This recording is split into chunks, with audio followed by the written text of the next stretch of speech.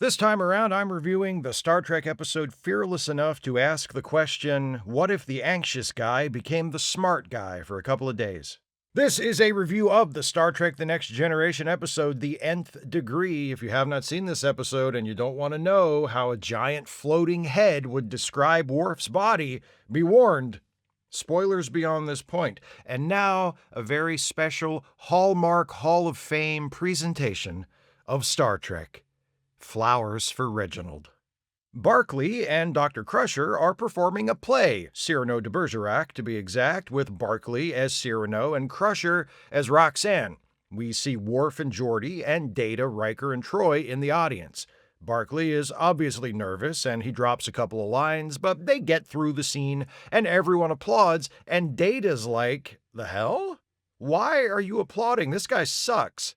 Riker says, "Because it's polite, you fucking snobby robot. Take a few holodeck lessons and now you're Lee Strasberg? Get over yourself and put your plastic hands together." After the show, Troy goes up to Barkley and congratulates him for all the progress he's made since the last time we saw him, when he was a hopeless holodeck addict who wasted countless hours indulging in pathologically chaste fantasies. Barkley's like, "Yeah, I guess I'm doing better. I don't know, sometimes I feel like I'm more comfortable pretending to be somebody else." Well, I'm sure those feelings won't turn out to be relevant to what's about to happen. The Enterprise's current assignment is to find out what the hell is the problem with this big space telescope called the Argus Array, which just up and stopped working a little while ago. The only clue to what happened to the array is this weird probe floating nearby. Geordi grabs Barkley and they fly out in a shuttlecraft to get a closer look. But as they scan the probe, there's a flash of light. And when the light subsides, the shuttle's computer is down, and so is Barkley. Crusher examines Barkley in sickbay a short while later, and he seems fine, though he is suddenly full of some rather insistent suggestions as to how Crusher can speed up getting her test results. He says, "Couldn't you scan the cells the same way we scan circuits? It would be a lot faster." Crusher's like, "That wouldn't work. Those two things aren't the same. Stay in your lane, nerd. Do I go down to engineering and slap the sonic screwdriver out of your mouth and tell you how to do your job?" On the bridge, Captain Picard calls Red Alert because that probe has started following the Enterprise. Worried that it might fry the computer on the Enterprise the same way it fried the shuttle and, apparently, the array, Picard asks his crew for options, and Worf's like, shoot it with phasers? And for once, Picard's like, "Good idea, Worf." But the phasers don't do any good. They jump to warp, but the probe follows and keeps up.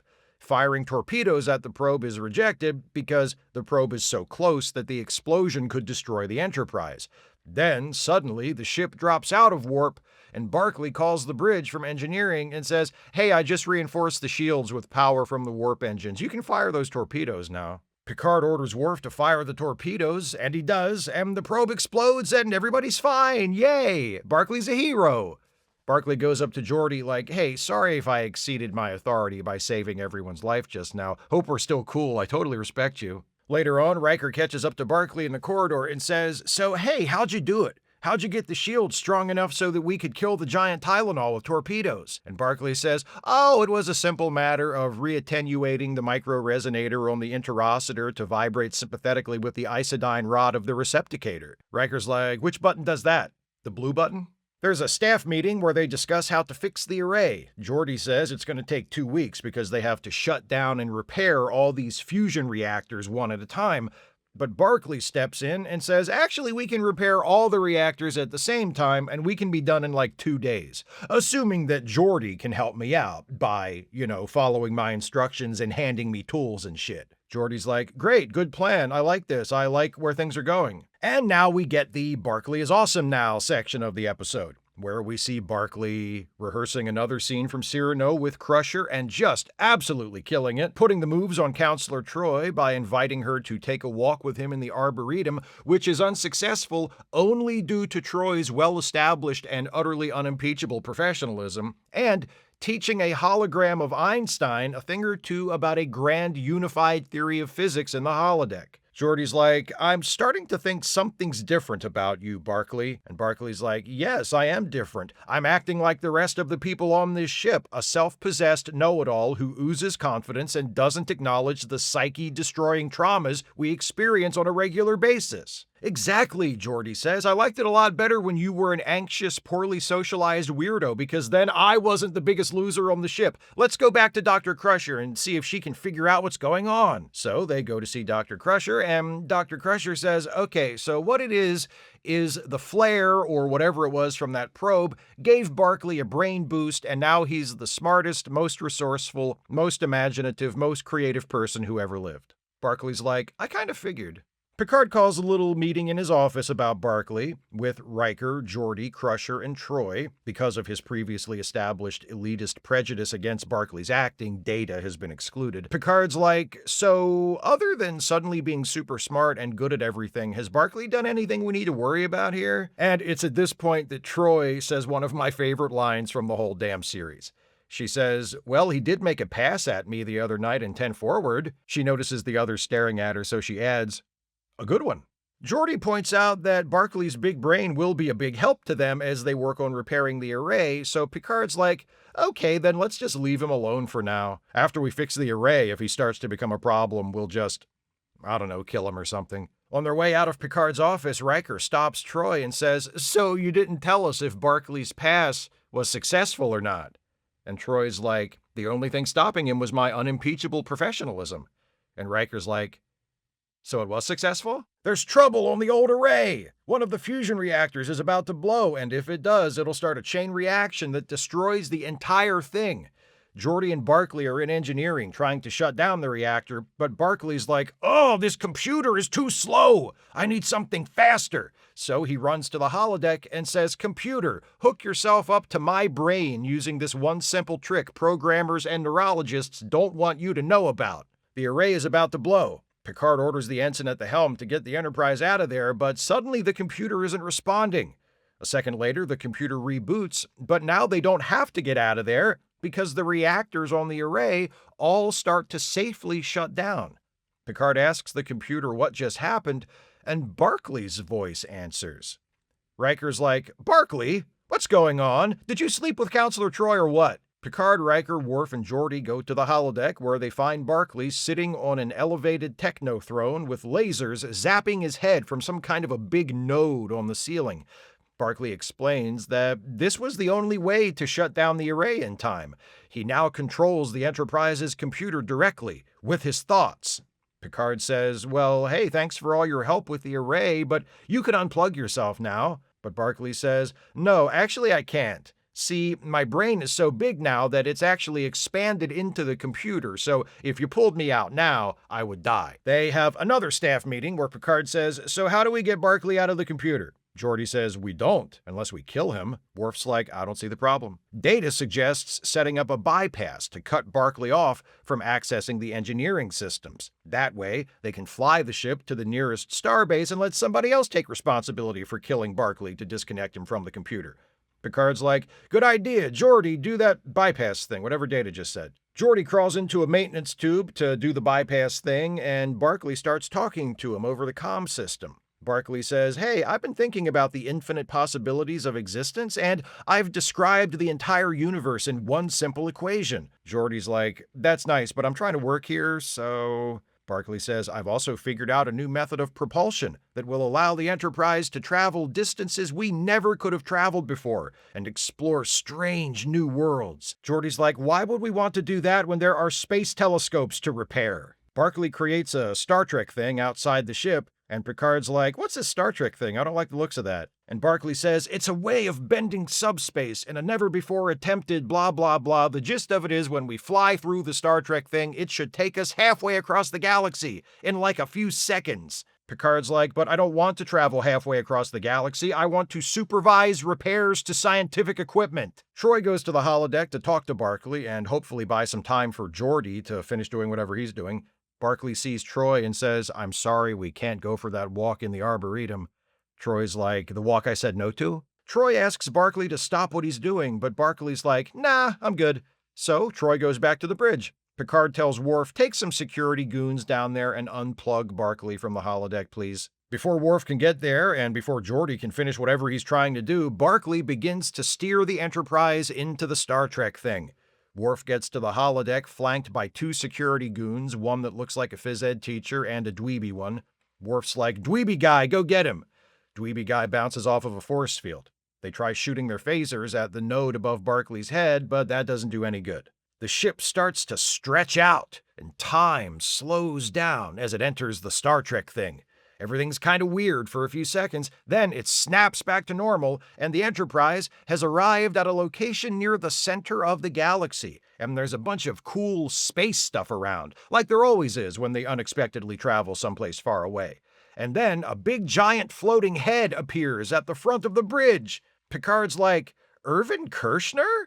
The big floating head examines the members of the crew, making little comments as he does about their behavior and physiology. He zeroes in on Worf like, "Oh, angry man, lumpy head, 2 tallywhackers." Barkley, disconnected from the computer, comes to the bridge and explains. The big floating head is a representative of the Cytherians, and what they do is they explore the universe by sending out probes that reprogram other people's ships, or just other people in Barkley's case, and bring them here, to their part of the galaxy, so they can learn about new forms of life. Picard's like, "Well, that's okay then, I guess." We get a captain's log telling us that the Enterprise hung out with the Cytherians for 10 days, then the Cytherians sent them home. They learned a lot, they grew as people, it was a time they'll never forget. Also, Barkley's back to normal now and seems okay. Barkley's sitting in 10 forward with Geordi and Troy, and he's a little mopey because now he's back to being regular old Barkley. Geordi's like, "I feel fine about it." Geordi and Troy reassure Barkley that he's important and of value just the way he is. Then Troy says, "Hey stud, why don't we take that walk in the Arboretum?"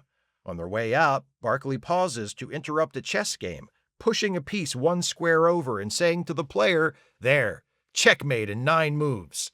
Troy says, "I didn't know you played chess." And Barkley says, "I don't. I just like fucking up other people's games." The end! Ah, now that's some Star Trek.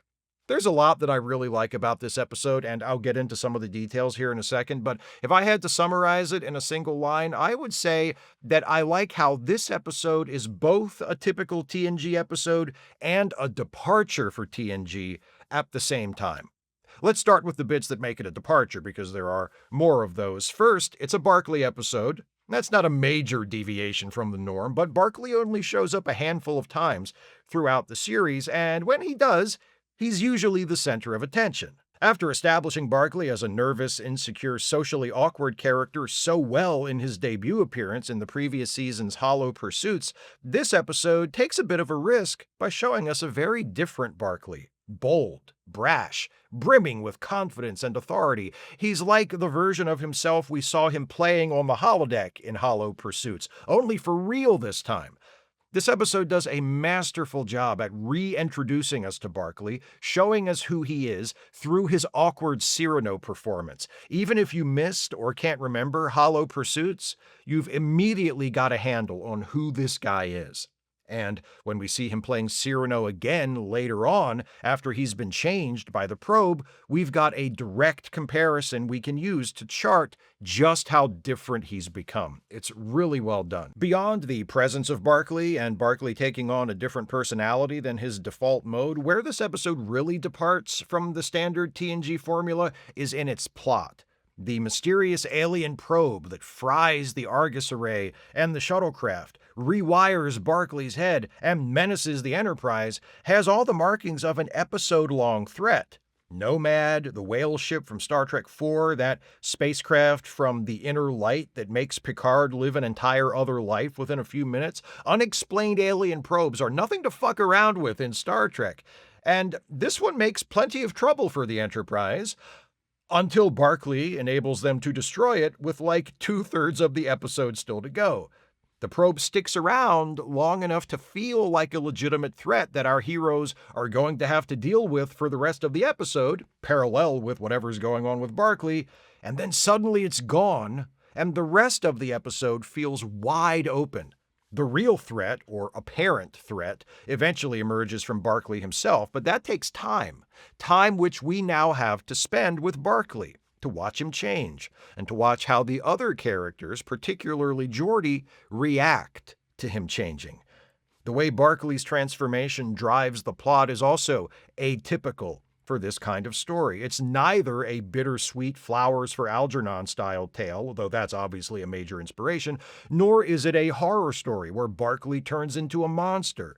Barkley's rapidly increasing intelligence and other faculties do make him a little pushier. He does step on Geordi's toes a few times, but they don't transform him into a power-hungry megalomaniac. He only hooks his brain up to the computer because there's a crisis, and that's the best way he can think of to resolve things. Then he remains hooked up to the computer because being unhooked would kill him, and also because he wants to use his newfound intellectual powers to help his friends and to enable the Enterprise to fulfill its mandate of exploration in ways it never could before. And when it's all over, Barkley's back to normal, and he's a little bummed, but he seems mostly okay with it. His power doesn't corrupt him and destroy him, and its eventual loss isn't painted as a tragedy. Character-wise, it shows him that he doesn't need to pretend to be someone he's not or to wish to be somebody else, and plot-wise, it winds up being just a means to an end. The character stuff is pretty standard, but I find the plot structure and how Barkley's transformation interacts with it to be a clever subversion of expectations. But all of that is only half the story. Like I said, despite all these deviations, the Nth Degree is also in many ways a typical TNG episode, and I mean that as a compliment. In fact, were it not for the centrality of Barkley, who isn't a regular character, to this story, I might nominate this episode as one of the best examples to show someone who's never seen the show what Star Trek TNG is all about and what makes it different from other shows in the franchise. Throughout the episode, we see the open-mindedness, tolerance, and patience of the characters. This is a level-headed, emotionally stable bunch of people. Barkley is obviously acting strangely, but until he's plugging his brain into the computer and taking control of the ship, everyone's attitude is, hey, so it's a little unusual, but let's just give him some space and let him work through this on his own. Riker voices some token concerns early on, but that's really it. The closest we get to a negative reaction to Barkley is Geordi, who seems genuinely annoyed at Barkley on a couple of occasions, but never blows up at him, and even goes to bat for him during both What Are We Gonna Do About Barkley staff meetings. The episode also makes prominent use of two of TNG's favorite tropes. First, there's the danger that's resolved by doing the counterintuitive thing. This happens over and over again throughout the run of TNG. How do you withstand the force that's about to destroy the ship? You lower the shields. How do you win the battle with the superior foe? You power down your weapons. How do you escape the giant space whirlpool that's pulling you in? You don't. You fly straight into it. So many problems in TNG are solved by the characters realizing they need to do the opposite of the thing they instinctively want to do. In the Nth Degree, it doesn't work quite like that. There's no moment of decision or realization, but that big red Star Trek thing Barkley creates outside the ship is treated as a dangerous anomaly, and Picard and his people scramble to get away from it, only to discover that it's not a danger to them at all, but is instead a shortcut to a region of the galaxy that's entirely new to them. The thing they feared would destroy them turned out to benefit them. That's classic TNG. The second trope is a variation on the first, the enemy who turns out to be a friend in waiting. The Cytherians, the big floating head people, sent out that probe that nearly destroyed the Argus array and the Enterprise, and turned Barkley into a super genius who plugs his brain into the computer, and though these actions could reasonably be read as hostile, the intentions of the Cytherians are revealed to have been anything but. During its original broadcast run, TNG garnered a reputation as the kinder, gentler Star Trek. Where Captain Kirk was a man of action, Captain Picard was a man of diplomacy. That's an oversimplification of both shows, but it's also largely accurate, and episodes like The Nth Degree exemplify that spirit which TNG has, that perhaps naive optimism that the universe is not trying to kill us. Not entirely, anyway. That at least some of it is as benignly curious about us as we are about it. After being pulled to the center of the galaxy, Picard and his crew find an alien of incredible intelligence and capability, but he doesn't want to enslave them or conquer their worlds. As Barkley says, he wants to know them. That is also classic TNG. Dwight Schultz is excellent as Barkley. This is his second time playing the character, and he steps back into Barkley's shoes like he's been playing him for 20 years. I think the reason Barkley is such an enduring and recurring character is that everyone involved in his creation, from the actor to the writers and directors who conceive of and work on his episodes, knows who he is. That sounds like an obvious thing to say, but it's essential. For a character to work, especially a character like Barkley, who we don't see very often, we don't need exposition or backstory. We don't need to know where he went to school or what the name was of the street where he grew up. We need to be able to have a sense, after a very short time, of who he is.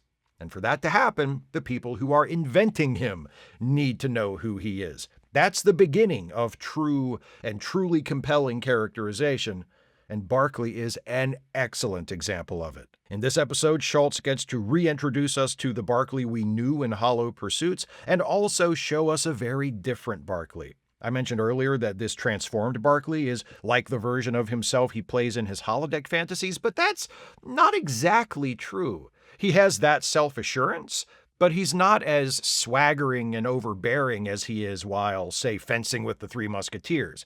Schultz does this thing a few times in the episode where Barkley will do something really impressive, far beyond his normal abilities, and then sort of pause for a reaction from the others, like he's seeking approval or waiting to see if that was okay. It's not a flourish or an effort to let his awesomeness sink in. It's genuine and modest. It's Barkley being Barkley.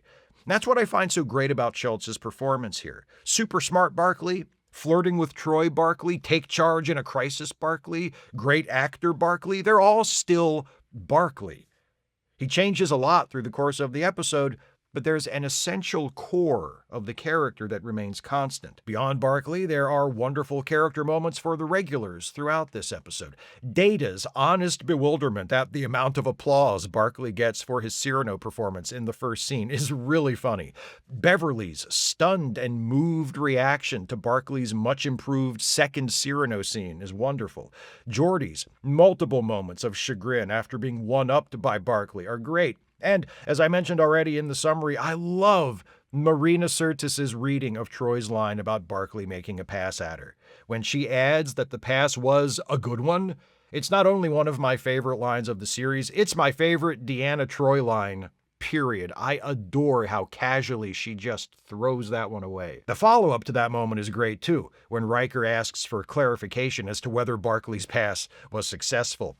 I added a little jokey joke in my plot summary, but Troy's actual reaction to Riker's question in the episode is to simply grin at him and walk away, and it's priceless. It's not only funny, it's one of those moments where these too-good-to-be-true Star Trek characters come across as real people, and I'm always happy to get those. The Nth Degree was written by Joe Menosky, who joined the show in the fourth season, and would go on to become a franchise mainstay, writing some of the best episodes of TNG's latter years, then moving on to write for both Deep Space Nine and Voyager, then returning to the franchise as a writer and producer for the first half of Discovery's first season, which I believe makes him the only TNG writer to also work on Discovery, though I might be wrong. Menosky's script here is smart and inventive, funny, character-driven, touching on larger themes about the importance of recognizing self-worth and the value of learning and communication. That's why the Cytherians did all of this in the first place, after all. It's just the sort of thing I look for from Star Trek. The episode was directed by Robert Legato, who only directed a few Star Trek episodes because his main job on the show was as the visual effects supervisor. Given that he's not usually a director, Legato does a more than fine job here. His use of close-ups and continuous panning shots between actors serves to emphasize the primacy of the characters in this story, and, appropriately enough, given his regular gig as the VFX supervisor, apparently it was his idea to represent the Cytherian as a great big giant floating head instead of just having him appear on the view screen like every other alien they meet. The Nth Degree is not quite what I would call TNG at its peak. It's not on the level of my favorite episodes like, say, Chain of Command or Tapestry, nor has it captured the imaginations of the fan base like Best of Both Worlds or Yesterday's Enterprise. But if you want to show someone who's never seen TNG an example of what this show is like, of what makes its interpretation of Star Trek different from that of the original series, there are few better representations of what makes TNG TNG than this one. Just tell your friend not to expect to see that Barkley guy more than once or twice a season. Those are my thoughts on the Nth Degree. What do you think of this episode? Please share your thoughts with me in the comments.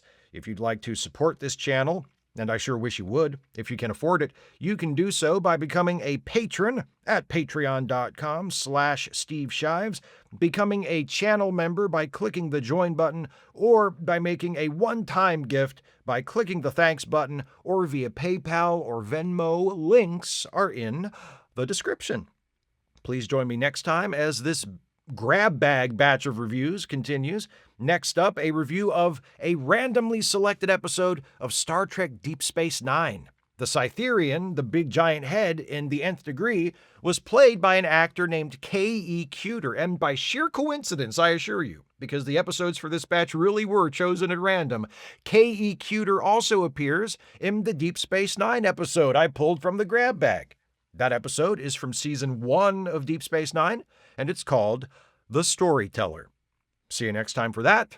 Thanks for watching, and take care, everybody.